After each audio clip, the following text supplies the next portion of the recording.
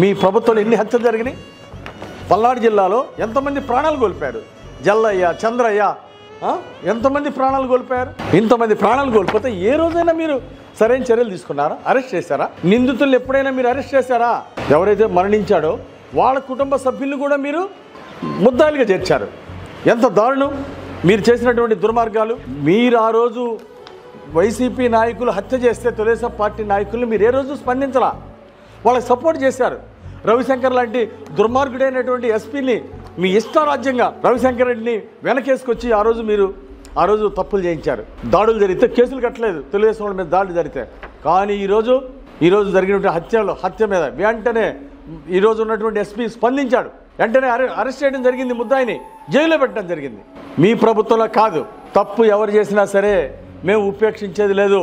ఖచ్చితంగా చర్యలు తీసుకుంటాం. ఈరోజు మేము స్పందించాం, చర్యలు తీసుకున్నాం. మీరు ఎందుకు తీసుకోలేదని చెప్పేసి నేను అడుగుతాను.